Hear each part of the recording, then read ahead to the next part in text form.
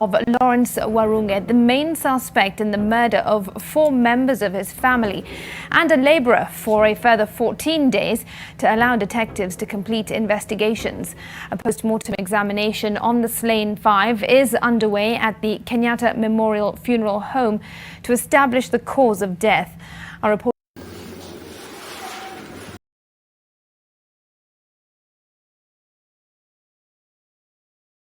On December 4th, 2020, as the streets of Nairobi glimmered with Christmas lights, tragedy was unfolding.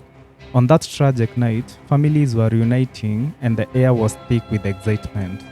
Nicholas Njoroge was one of the many passengers boarding a flight from the US to Kenya. Njoroge was a nurse, a husband, and a father of 4. After months of working abroad, he was finally coming home. He came to spend time with his beloved wife and kids in Karura village in Kiambu County. Little did he know this trip would be his last. While Nicholas envisioned a warm family dinner and laughter, someone else in that household was planning something else. Behind the quiet demeanor of his firstborn son was a sinister storm brewing. His name was Lawrence Warunge. This storm was not inspired by desperation, but by a twisted obsession with murder. It was fueled by resentment, isolation, and dark fiction. Lawrence had spent weeks drawing up a gruesome plan that would send shockwaves across the nation. When the sun set on January 5th, 2021, what remained in the Warunge household was not love. 5 lives were gone. They had been brutally and methodically ended by their own kin. It was a massacre executed with a certain degree of precision. This precision resembled scenes from the British TV series Killing Eve, but this wasn't television, this was real. The farmland was the first victim. Warunge hit him with a metal rod and slit his throat. Then came his own mother, Eerie, and his cousin Maxwell. Warunge's next victim would be his younger brother, a boy that looked up to him. His last victim was his father, who he stabbed 34 times and left him crawling away. So how did a young man, educated, intelligent and quiet, turn into a cold-blooded killer? What demons did he wrestle with that made murder seem like the only solution? And who else got caught in this chilling web of deceit? Hello and welcome to Dark Our Dogs, where shadows speak and the truth finds light. Tonight, we focus on the story of Lawrence Warunge and the Kiambu family massacre. Viewer discretion is advised.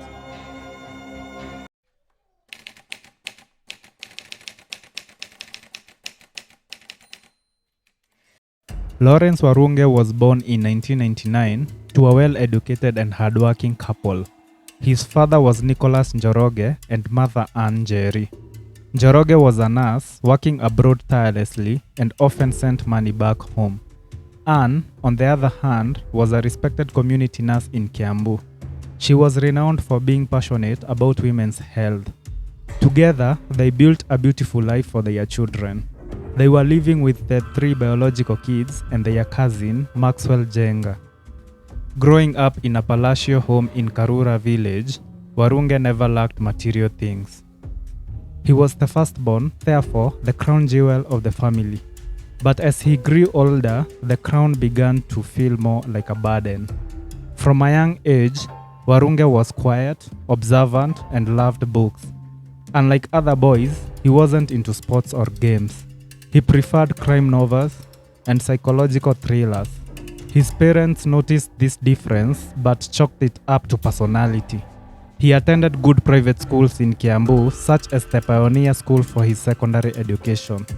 There, he was known as a loner with brains. He didn't cause any trouble. Warunge kept to himself and rarely interacted with other students outside of class.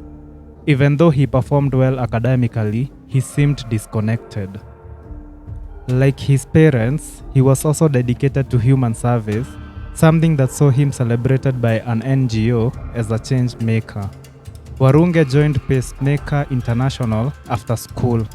This was a Kenya and Malawi registered NGO that promoted education in rural and slum areas in Africa. However, at home, things were not any better. Warunge felt unseen and claimed that his parents favored his siblings. He also thought that they treated Maxwell, their adopted cousin, better than him. Whether these feelings were rooted in reality or paranoia remains a matter of debate. What is certain is that these thoughts consumed him. His mother noticed changes in his behavior and tried to help him, but their relationship was strained. At one point, Warunge even went to the police and accused his mother of poisoning him. He also accused her of being involved in witchcraft. The case didn't go anywhere. Anne, a medical professional herself, believed he was experiencing a mental health crisis. She tried to talk him down the African mom way. She was stern, blunt, and emotional. But whatever was tormenting Warunge had already dug in too deep. By the time he joined Mount Kenya University to study IT, Warunge was no longer just hurt. He was angry. He was planning something sinister. Something that no one could have imagined.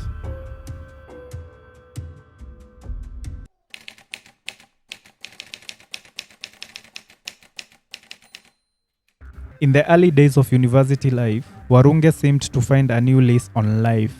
He lived alone, away from home, with the freedom that campus offers many young adults. He explored friendships, dated, and spent a lot of time watching TV shows. One particular show changed everything. The show was Killing Eve, a dark British drama about a skilled female assassin. Her name is Villanelle, who kills with elegance and precision. One scene especially stuck with Warunge. It entails Villanelle confronting her emotionally abusive Martha, then killing her. For Warunge, it wasn't just entertainment. It was a mirror. He saw himself in Villanelle. He saw himself misunderstood, underappreciated, and ignored. In that moment, the idea was born. What if he solved his pain with the same way?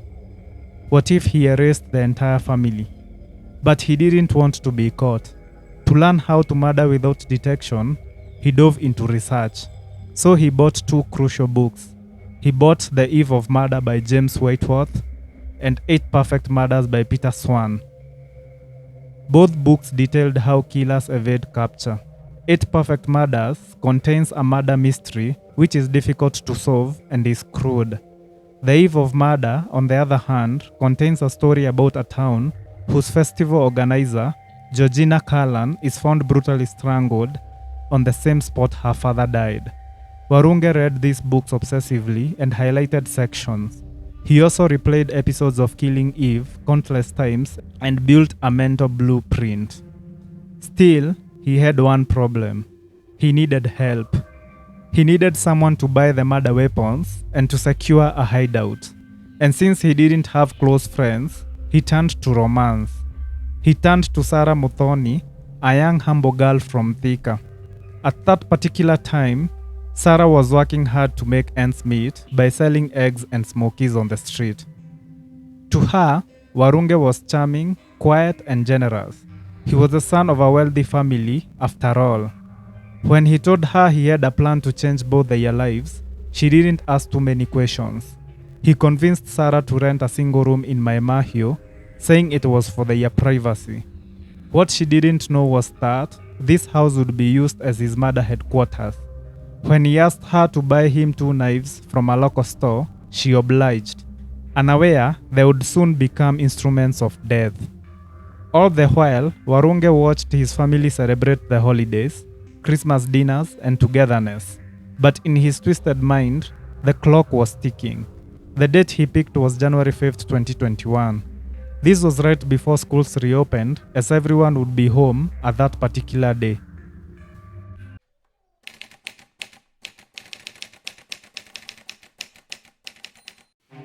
On the morning of January 5th, the Warunge household buzzed with the energy of back-to-school preparations. His father, Nicholas, had taken one daughter to school. His mother, Anne, drove the other to Kirinyaga. Maxwell and the youngest brother, Christian, stayed at home. Warunge left for Thika, but he wasn't headed to class. He met Sarah, collected the knives she bought for him, and then went shopping. He purchased a woman's jacket, trousers, shoes, a wig, and even a female doll.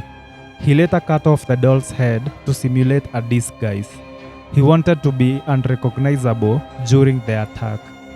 Next, he stopped by Uhuru Park, quietly observing people, his murder kit tucked in a bag.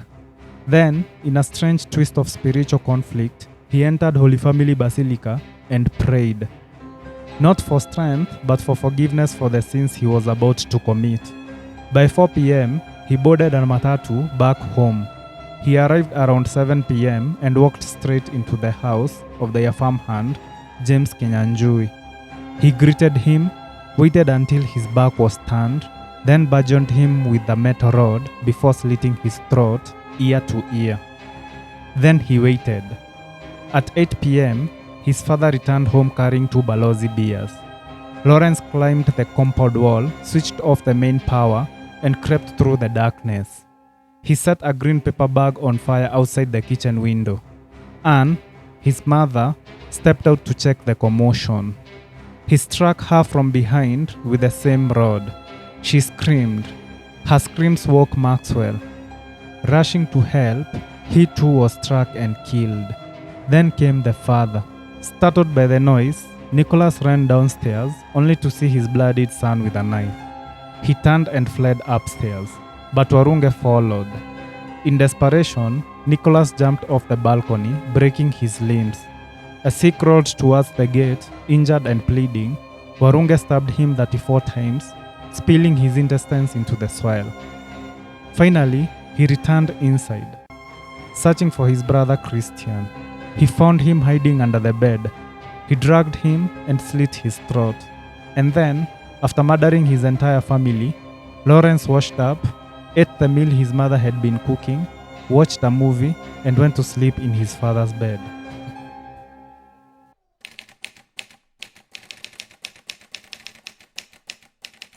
The next morning, the Kiambu neighborhood was a crime scene. Police, journalists, and stunned neighbors crowded the Warunge home. The massacre was beyond anything anyone could imagine. Blood soaked the walls and bodies lay cold. And yet, no sign of forced entry. This was no robbery, as it seemed too methodical. The bodies were so mutilated when they were discovered by detectives the next day, even preventing relatives from viewing them. Investigators quickly linked the killings to someone close. Since Warunge was missing, suspicion fell on him. Within 24 hours, he was found hiding in Limuru with Sarah Mothoni, who had no idea what had transpired. Upon arrest, Warunge shocked detectives as he confessed in vivid detail. He showed no hesitation or remorse. Warunge had changed his clothes, left at dawn, and carried the blood-stained clothes in a bag. He then went to Wangigi and boarded a bread delivery vehicle to Maimahio. He then proceeded to burn 2 mobile phones, one belonging to the farmhand and the other to his father. He then proceeded to Jikaze at Sarah's place in Maimahio and threw the other items in a pit latrine. This included boots, clothes, metal bar, and a knife. Warunge led police to the murder weapons he had buried and even showed them his disguise. These included the wig, the clothes, and the doll. Sarah, visibly shaken, broke down when she learned what her boyfriend had done. She denied any involvement in the killings but admitted to buying the knives. Warunge was later taken for psychiatric evaluation and declared mentally fit to stand trial. The public was outraged and the court system overwhelmed. The Warunge case became a symbol of modern family tragedy, one caused not by poverty, but by broken minds. As investigators pieced together what remained of the gruesome scene, something more disturbing emerged. Warunge had not just planned the murders of 5 family members. He had more targets. According to a lawyer involved in the case, the man who murdered his family intended to kill the rest. This chilling statement shook the courtroom, the police, and the public alike. It implied that the 22-year-old wasn't done. He had unfinished business, perhaps a list. This wasn't just a moment of rage, but a methodical elimination plan. The only reason his 2 younger sisters were the only survivors and escaped the same fate was because they were away at boarding school. What would have happened had the sisters been at home? Would we have been talking about 6 bodies or even 7? The statement raised serious alarms about Warunge's state of mind. He was not just a killer, but a potential serial murderer in the making, a ticking time bomb hidden in plain sight.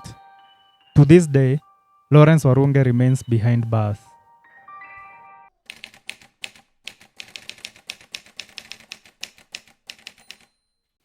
The Warunge murders shook Kenya to its core. This wasn't a crime of desperation, but a crime of betrayal. A son killing the very people who raised him. A mother, a father, a brother, a cousin, and even the farmhand. 5 lives were wiped out in a single night. But beyond the horror lies an even deeper question. How did it come to this? Was Lawrence mentally ill, ignored, and in need of intervention? Or was he simply a cold calculating killer born from obsession? We may never know the full truth. But what we do know is this: emotional neglect can destroy a child just as much as physical abuse. Mental health must be taken seriously, especially in African communities where it's often ignored. We must do better as families and as a society. And for the innocent bystanders pulled into such chaos, we must learn to ask questions, see red flags, and speak up.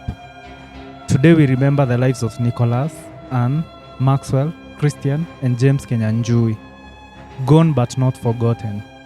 This has been Dark Our Dogs, and if you found this compelling, hit that like and subscribe button.